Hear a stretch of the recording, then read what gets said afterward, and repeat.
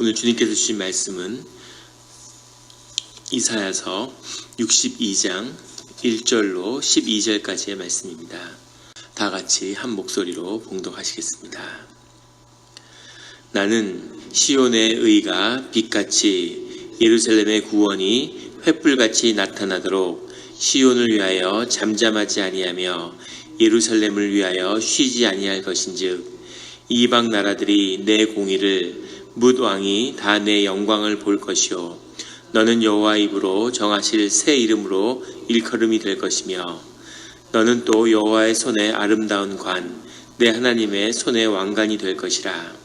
다시는 너를 버림받은 자라 부르지 아니하며 다시는 내 땅을 황무지라 부르지 아니하고 오직 너를 헵시바라 하며 내 땅을 뷸라라 하리니 이는 여호와께서 너를 기뻐하실 것이며 내 땅이 결혼한 것처럼 될 것임이라. 마치 청년이 처녀와 결혼함같이 내 아들들이 너를 취하겠고 신랑이 신부를 기뻐함같이 내 하나님이 너를 기뻐하시리라. 예루살렘이여 내가 너의 성벽 위에 파수꾼을 세우고 그들로 하여금 주야로 계속 잠잠하지 않게 하였느니라. 너희 여호와로 기억하시게 하는 자들아 너희는 쉬지 말며 또 여호와께서 예루살렘을 세워 세상에서 찬송을 받게 하시기까지 그로 쉬지 못하시게 하라. 여호와께서 그 오른손 그 능력의 팔로 맹세하시되 내가 다시는 내 곡식을 내 원수들에게 양식으로 주지 아니하겠고 내가 수고하여 얻은 포도주를 이방인이 마시지 못하게 할 것인즉 오직 추수한 자가 그것을 먹고 나 여호와를 찬송할 것이요 거둔 자가 그것을 나의 성소의 뜰에서 마시리라 하셨느니라. 성문으로 나아가라 나아가라. 백성이 올 길을 닦으라. 큰 길을 수축하고 수축하라. 돌을 제하라. 만민을 위하여 기치를 들라. 여호와께서 땅끝까지 선포하시되 너희는 딸 시온에게 이르라.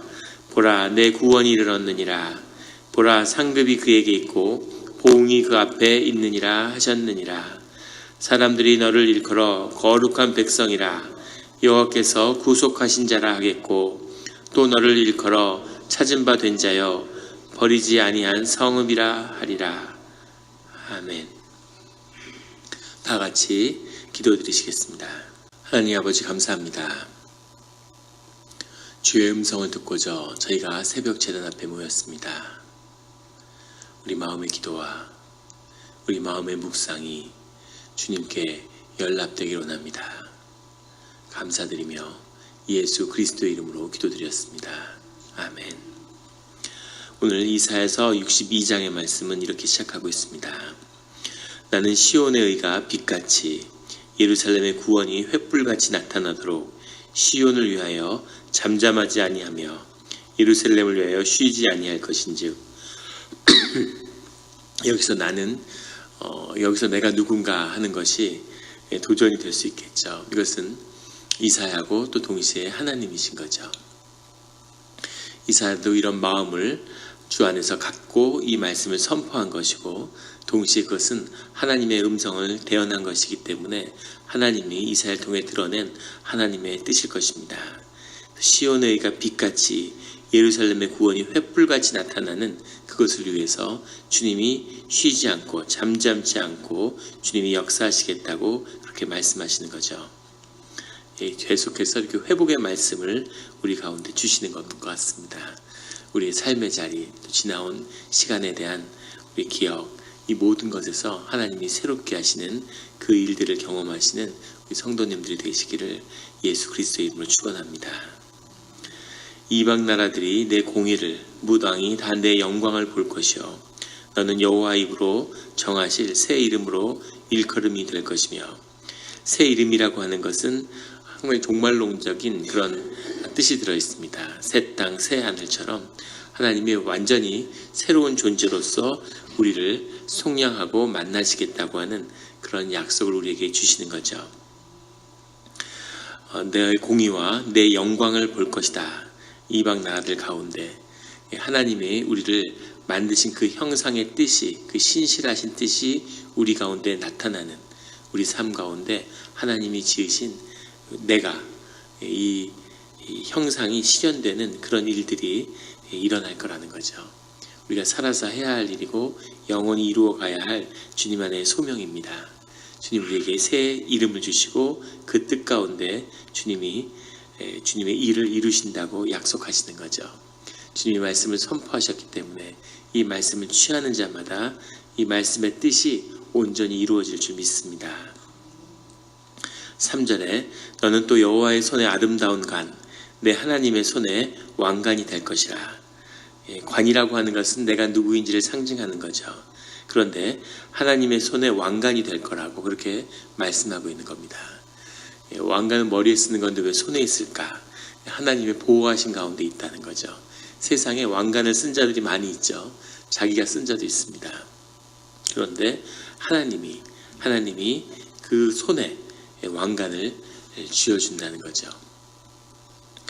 나폴레옹은 전제의 국가의 왕이 되면서 황제가 되면서 스스로 왕관을 썼죠. 그런데 로마 제국의 첫 황제였던 아우구스티누스도 자신의 머리에 스스로 왕관을 썼습니다. 미국의 대통령은 성경에다가 이렇게 얹어놓고 손을 얹고 맹세를 하죠. 하나님의 자신을 세웠다고 하는, 국민이 뽑았지만 자신을 세운 것은 하나님이라고 하는 그 고백을 드리는 거죠.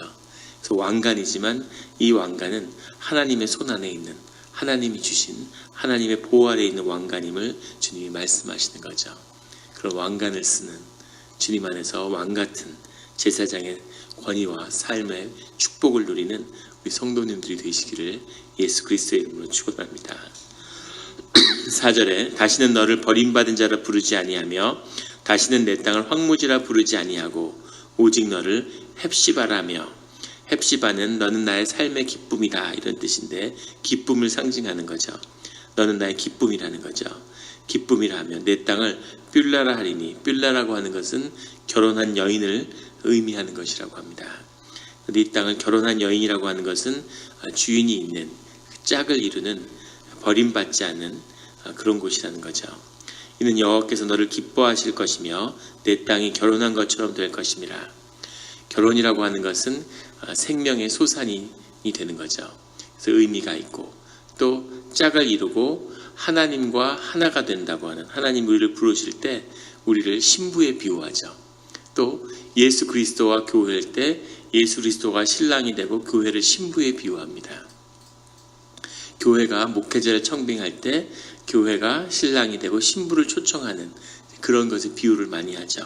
그것처럼 부부라고 하는 것은 새로운 생명을 잉태하는, 미래에 대한 약속을 간직하는 것이고 그 안에는 깊은 언약으로 그게 세워지는 거죠. 전혀 남남인데 만나서 무촌이 되는데 거기서 자녀가 나고 가족이 이루어지고 새로운 생명이 시작되는 그런 것이 부부죠. 부부가 부부되게 하는 건 언약 하나잖아요. 약속으로 서로 부부가 되고 표로 성생, 서로를 섬기며 그렇게 한 가족을 이루겠다고 하는 약속인 거죠. 그 약속이 깨지면 부부는 아무것도 아니죠. 그래서 이 부부의 비유라고 하는 것은 이 성경에서 하나님과의 언약의 비유로서 많이 쓰여지는 거죠. 이 언약을 지킬 때, 이 약속을 붙잡을 때, 우리가 그것을 지킬 때 그때 주님과 우리의 관계가 이런 부부의 관계처럼, 또 신앙의 가장 깊은 단계가 이 부부입니다. 시작은 제자도 될 수 있고 무슨 무리도 될 수 있고 형제도 될 수 있고 자녀도 될 수 있고 쭉 이렇게 가는 거죠. 하지만 가장 깊은 곳에서는 주님과 부부는 서로를 깊이 이해하죠. 서로 아는 거죠. 대화를 하지 않아도 알고 서로의 상대방의 아픔이 내 아픔이고 삶의 가장 기초적인 하나의 단위가 되는 그런 축복이 부부 가운데 있는 것처럼 그런 관계가 된다는 거죠. 5절에 마치 청년이 처녀와 결혼함 같이 내 아들들이 너를 취하겠고 신랑이 신부를 기뻐함 같이 내 하나님이 너를 기뻐하시리라. 이것은 밑에 6절에 나오는 예루살렘의 뜻이고 또 우리를 향한 것이고, 이 말씀을 이 5절이나 6절이나 굉장히 성서학자들이 힘들어하는 그런 구절이죠. 이것을 논리로 풀려고 하니까 앞뒤가 맞지 않는, 내 아들이 너를 취하겠다, 이게 무슨 말이냐, 이해하기 어려운 말이죠. 그런데 이것을 영으로 받으면, 기도 가운데 말씀으로 취하면 하나도 이상할 게 없는 거죠. 꿈과 같은 하나님이 그 하나님의 말씀을 우리에게 이미지로, 눈으로 보여주시는 거죠. 그 말씀을 우리가 머리로, 언어로 이해해서 풀어낸 것이기 때문에 이것이 논리로 안 맞는 것 같지만, 하지만 말씀을 그대로 받으면 이 말씀이 취해지는 겁니다. 청년이 처녀와 결혼한 것 같이 너의 자녀들이 계속 그런 축복을 너의 땅 가운데서 누리게 될 거라고 하는 그런 하나님의 축복인 거죠. 이 너를 나로 받으면 그럼 이 말씀이 풀리는 겁니다. 내 하나님이 너를 기뻐하시리라. 6절에 예루살렘이여 내가 너의 성벽 위에 파수꾼을 세우고 그들로 하여금 주야로 계속 잠잠하지 않게 하였느니라. 잠잠하지 않게 하였다는 건 파수꾼들이 다니면서 호경꾼이라고도 하죠. 밤에 이렇게 막대기를 치면서 불 켜진 집 있으면 자라 그러고 자신들이 돌아다니니까 그걸 이제 경계를 주는 거죠. 쉬지 않고 다니는, 또 파수꾼이 자지 않는다는 걸 알 수 있고, 또 경계와 경고를 계속 주는 것이 파수꾼의 역할인데, 너희 여호와로 기억하시게 하는 자들아 너희는 쉬지 말려. 너희 여호와로 기억하게 하는 자들이 파수꾼인 거죠. 이것은 동시에 유대적인 표현으로 예배자를 상징하는 겁니다. 예배자, 하나님께 예배를 드리는 자, 하나님께 기도하는 자들, 그들이 파수꾼이고 그들이 예루살렘의 회복을 불러올 거라는 겁니다. 그래서 하나님이 기도하는 자들을 구하는 거죠. 그래서 우리가 새벽마다 기도해야 하는 뜻이 여기에 있습니다. 항상 기도를 시작하고 기도를 통해서 주님의 일들이 풀리기 시작하는 거죠. 근데 정말 힘들고 정말 어려운데, 그런데 정말 마음이 동하지 않고 무슨 기도하려는 자원하는 심령이 내 안에 없고, 그래서 내가 어떻게 기도를 할 수 있을까? 그런데 정말 힘들면 다시 기도를 하게 됩니다. 그래서 기도를 아직 안 하는 건 아직 상황이 괜찮은 거예요. 정말 힘들면 기도를 하는데, 정말 힘들 때 나와서 기도하는 것보다는 삶의 은혜와 기쁨을 경험하고 자원하는 심령으로 기도하러 나올 때, 그때 주님의 일과 역사가 시작되는 거죠. 그런 기도하는, 그런 중보자로 그런 일을 이루어내고 먼저 보고 은혜를 누리는 그런 새벽의 중보자들이 되시기를 예수 그리스도의 이름으로 축원합니다. 포로기가 끝난 다음에 정말 상상할 수 없는 고난을 겪은 거죠. 성전이 무너져 내리고 노예로 끌려갔다가, 그러면 다 끝나야 되는데 거기서 살아남은 거죠. 살아남아서 다시 예루살렘으로 돌아온 자들이 주님을 깊이 경험한, 도대체 주님과 함께 간다는 건 뭘까? 끊임없이 희생제사를 드리고 소피를 뿌렸는데, 염소피를 뿌렸는데, 그런데 왜 우리는 주님을 잃어버렸을까 하는 통회하는 심령으로 그 심령이 회복되는 것을 경험한 포로기에서 돌아온 자들이 갖게 되는 그런 공동체의 꿈이 있습니다. 주님의 임재를 결코 놓쳐서는 안 되는구나, 이게 삶의 중심이구나 하는 것을 깊이 경험하게 된 거죠. 그래서 그 사람들 가운데 두 가지를 붙잡게 되는 거예요. 두 개의 기둥이 있는 거죠. 유대의 공동체를 움직이는. 하나는 다윗의 예배를 회복해야 한다는 겁니다. 다윗의 예배를 회복시키는 것이 하나님과의 관계가 끊어지지 않는 임재를 붙드는 굉장히 중요한 것이구나 하는 거죠. 그렇다면 다윗의 예배는 항상 드렸던 예배와 무엇이 다른가? 그 예배 중심에 자원하는 심령이 있는 거죠. 그게 아니면 베드로 성당에서 올리는 그런 성가대의 찬양을 만들어내도 의미가 없는 겁니다. 역사의 기록은 인류 기독교의 역사 가운데 가장 아름다운 찬양이 16세기에 베드로 성당에서 드리는 그런 미사의 찬송이었다고 그래요. 그 기록을 보면 지금 들어도 뭐 그 가톨릭의 그 성가라고 하는 건 정말 하늘의 천사의 음성 같은데, 도대체 어땠을까 상상이 안 되는. 아이들을 지금도 그 뉴욕에 그런 그 가톨릭 성당 5번가에 있는 이들이 뭡니까? 거기 보면 그 아이들을 5세 이하의 아이들을 뽑아서 성가대 훈련을 시켜요. 영국의 세인폴도 그렇고 그거를 평생을 이렇게 맞춰가는 거죠. 상상할 수 없는 화음과 음이 나옵니다. 그런데 우리가 봐야 할 것은 16세기에 가장 아름다운 성가대가 찬양을 드렸지만 16세기의 교회가 가장 썩었다는 겁니다. 가장 썩은 교회에서 가장 아름다운 찬송이 나오는 거죠. 그런데 그것은 하나님과는 아무 상관이 없다는 겁니다. 예배의 중심이, 찬양의 중심이 자원하는 심령에 있다는 사실을 알게 된 거죠. 그것을 놓치면 안 된다는 거죠. 그래서 늘 예배를 흉내내서는 안 되고 예배의 본질을 회복해야 되는 거죠. 자원하는 심령으로, 기도하는 마음으로, 늘 기도하고 주님이 받아주시기를 간절히 소원하는 마음으로 자원해서 해야 되는 거죠. 찬양대를 쓰라고 권면하지 않습니다. 그 이유는 자원하는 심령으로 나와야 의미가 있기 때문이죠. 서로 마음을 합하는 데 의미가 있기 때문이죠. 그 예배의 비밀, 다윗의 예배의 비밀이 자원하는 심령에 있다는 것을 알게 된 거죠. 그 자원하는 심령이 하나님의 신실하심과 만나는 겁니다. 그 신실하심이라는 말을 뒤집으면 우리에게 주님이 은혜로 다가오신다는 거죠. 그래서 은혜를 놓치지 않는, 늘 은혜를 붙드는, 은혜 가운데 주님을 만나는 우리의 심령의 회복이 그 안에 있는 거죠. 사실은 늘 은혜가 함께하죠. 우리가 은혜를 못 느낄 뿐이죠. 그 은혜를 회복하는 것, 우리의 은혜와 자원하는 심령이 예배와 주님의 임재 가운데로 나아가는 그 비밀이 맞닿아 있다는 것을 몸으로 깨달아 안 거죠.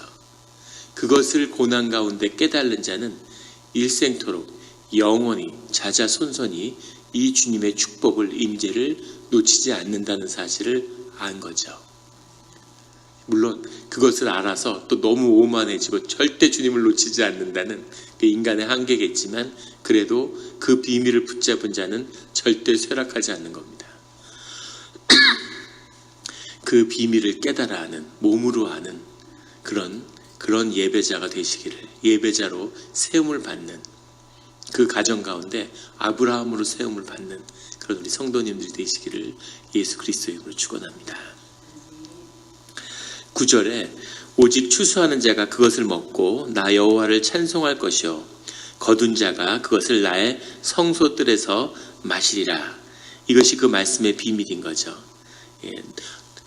농사하고 포도주와 곡식을, 이것은 8절에 나오는 자신이 농사 지은 것을 자기가 먹는 거예요. 그런데 그것을 가져다가 성소에서 마시는 거죠. 먹고 마시는 겁니다. 우리의 애찬 같은 거죠. 성전의 뜰에서 같이 모여서 음식을, 그 잡은 음식을 같이 나누어 먹는데 그 가운데 기쁨을 누린다는 겁니다. 기쁨을 더하고 같이 모여서 바베큐를 하고 막 소를 잡고 염소를 잡고 막 먹고 생각을 해보십시오. 얼마나 기쁘겠습니까? 그런데 여기서 기뻐한다는 의미가 뭐냐면 이 기쁨의 근원이 주님에게 있었음을 확인하는 거죠. 근데 모든 기쁨은 주님에게서 나온다는 겁니다. 모든 기쁨은 영에 있어요. 그 영이 흘러가는 거죠. 그런데 세상에서 그걸 속이는 겁니다. 사람들이 마약을 하는데 미국인들의 15%가 마약을 한다고 그러죠. 미국은 마약 때문에 망할 거라고 다들 이야기합니다. 갈수록 심각해지는, 1년에 700억 달러가 중남미로 빠져나간다고 그러죠. 마약 대금으로. 그것이 세계 모든 범죄의 온상이 되고, 그런데 인간들이 마약을 못 끊는 거죠. 인간은 왜 마약을 할까? 몸에서 마약을 만드는 겁니다. 세상에 어떤 몰핀보다도 800배나 강력한 마약 물질을, 도파민을 우리 몸이 분비하는 거죠. 고통스러우면 그걸 분비하고, 몸이 아프면 그걸 분비하는 거죠. 금식을 하면 절대 아프지 않습니다. 금식을 하면 감기도 안 걸리죠. 음식이 들어오지 않으면 몸이 온몸을 전부 다 다시 일깨우는 거예요. 아, 큰일 나겠구나. 아프면 안 되겠구나. 이러고 몸을 다시 컨트롤하는 거죠. 우리 정신 가운데 아프지 말아야지 하는 자각이 있으면 아프지 않는 거죠. 심지어 전쟁 때 총알을 맞아도 안 아프다는 거 아니에요. 그 몸에서 생성하는 800배나 강한 마약을 경험해도 몸은 아무 이상이 없는 거죠. 그런데 그것이 우리 몸에 있는 것을 있기 때문에 그것을 당기는 거예요. 그것을 경험했기 때문에 그것을 갖고 싶은 거죠. 그것을 밖에서 가지고 들어오는 겁니다. 우리의 삶에, 우리의 깊은 심령의 비밀 가운데 주어지는 건데, 육체의 비밀인데, 근데 그것을 밖에서 그냥 얻으려고 하는 거죠. 그 대가로 삶을 희생하는 거죠. 마약을 두세 번만 하면 그때부터 중독돼서 삶이 완전히 파괴돼 버리는, 도파민 수용체, 마약의 800배나 센 게 와도 아무 상관이 없는 그 도파민 수용체가 밖에서 들어온 마약에 완전히 파괴돼 버려서 삶이 완전히 무너져 버리는, 이것이 세상의 방식입니다. 하나님이 계속 재물의 축복을 약속하시죠. 근데 그것은 우리가 땀과 눈물을 흘려서 쌓아가는 겁니다. 나무를 노수로, 노수를 철로, 철을 은으로, 은을 금으로 바꾸는 건데, 세상은 나무를 가진 자에게 금을 준다고 그러는 거죠. 나무를 주고 금을 얻으니까 횡재한 것 같지만 그 대가로 삶을 치르는, 이것이 세상의 속임이고 거짓인 거죠. 내가 농사진 것을 가져다가 성전에서 먹는데 그 기쁨이 큰 거예요. 무도왕의 젖을 빨고 이방 나라들이 쌓은 물건을 가져다가 먹는 그 기쁨이 아직 오지 않았는데, 시작은 내가 농사진 것을 이방인들에게 뺏기지 않고 그 먹었다는 것 자체가 기쁨인데, 그것을 성전에 가지고 와서 먹고 마셨다는 거죠. 이것이 축복을 여는, 하나님의 임재의 비밀을 푸는 비밀이 여기에 있는 거죠. 이 비밀을 깨달는, 아무리 땀과 눈물을 흘려서 열심히 재물을 모아서 20년 동안 365일 쉬지 않고 쌓아 올려서 그게 내게 되지 않습니다. 이미 내 삶에서 깊이 깨달아 하실 거예요. 쌓는다고 내게 되지 않는다는 것을. 주님 안에서 그 기쁨을 확인하고 누리고 그의 주님께 왔음을 알고, 그것을 아는 자들만이 그것을 베풀 수 있는 거죠. 우리 이민사회에서 제일 가슴 아픈 건 그런 어떤 찌든 인색함 같은 겁니다. 은혜를 경험하지 못하니까 와서 열심히 똑똑하고 정말 열심히 노력하고 열심히 살아서 좋은 집도 사고 좋은 가게도 있고 좋은 차를 타고, 그런데 삶이 고달프고 인색하고 찌든 거죠. 돌아오는 게 없으면 커피 한 잔도 아까워하는 그런 찌듦을 볼 때 삶이 얼마나 고달팠을까, 사는 게 얼마나 힘들었을까, 그런 마음이 느껴지는 거죠. 은혜를 하늘에서 부어지는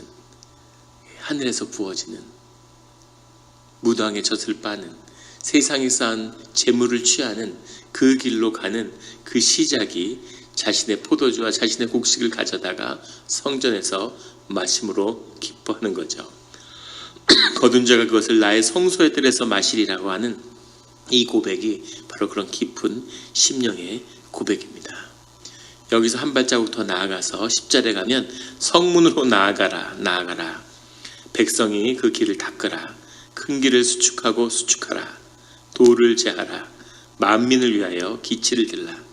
우리에게 주어진 은혜와 우리에게 주어진 축복이 우리만을 위한 것이 아니라 그것이 세상을 향해 나가는 모든 사람을 그 길로 초청하고 초대하는 그 길이 될 거라는 겁니다. 그래서 선교의 길이, 전도의 길이, 구원의 길이 그 세상을 향해 여는 거죠. 11절에 여호와께서 땅끝까지 선포하시되 너희는 딸 시온에게 이르라. 보라, 내 구원이 이르렀느니라. 보라, 상급이 그에게 있고 보응이 그 앞에 있느니라. 그 구원의 길 가운데, 그 전도와 그 선교와 그 길 가운데, 주의 자녀 가운데 계속 주님의 축복이 부어질 거라는 거죠. 이것을 붙드는 자들만이, 이것을 붙드는 가정만이, 이것을 붙드는 교회만이 주님 가운데 흥왕함을 누릴 것입니다. 그런 기쁨과 그런 축복을 누리는 우리 공동체가 되기를 예수 그리스도의 이름으로 축원합니다. 기도드리시겠습니다. 하나님 아버지 감사합니다. 하나님, 우리 새벽기도 가운데 이런 깊은 말씀을 주시니 감사합니다. 우리가 이 말씀을 받을 수 있는 심령이 우리 가운데 있음을 주님이 보셨으리라 믿습니다. 주님, 이 말씀을 신령과 진정으로 받아서 이제 더 이상 찌들고 염려와 두려움과 계획으로 사는 그런 고달픈 삶이 아니라 평화와 기쁨과 은혜로 늘 주님께 예배하고 예배자라고 하는 그 주님의 부르신 가운데 예배드리고 기도할 때 모든 일이 풀어지는, 내 힘으로 열심히 아무리 노력해도 풀리지 않던 일이 주님 앞에서 기도할 때 주님 안에서 풀어지는 그런 은혜를 경험하게 하여 주시옵소서. 삶에 이미 주어진 작은 은혜들로 말미암아 우리의 기쁨이 회복될 때 주께서 더 큰 기쁨과 축복으로 우리를 준비하고 기다리고 계심을, 그것을 보고 경험하는 우리들이 되게 하여 주시옵소서. 주여 아버지, 우리 자녀들을 위해서 축복합니다. 자녀들이 세상을 향해 나가 있습니다. 그들이 아직 하나님을 모르고 자기의 재단을 쌓지 못했습니다. 하지만 주님, 우리가 부모로서, 한 생명의 띠로서, 한 교회로서 기도하고 있습니다. 하나님, 우리가 참된 중보자가 되어서 그 기도를 통해서 주님이 역사하여 주시옵소서. 아이들을 보혈로 덮어주시고 뿌리지 않는 씨앗을, 그 열매를 얻으며 살아가는, 세상의 무리를 자신도 모르고 꿈을 보고 걸어갈 수 있는, 날개가 없어서 땅에서 기면서 그렇게 이민의 삶을 시작했지만 우리의 자녀들은 하나님이 날개를 달아주셨사오니 세상을 헐헐 날아다니는 그런 모습들을 보게 하여 주시옵소서. 감사드리며 예수 그리스도의 이름으로 기도드렸습니다. 아멘.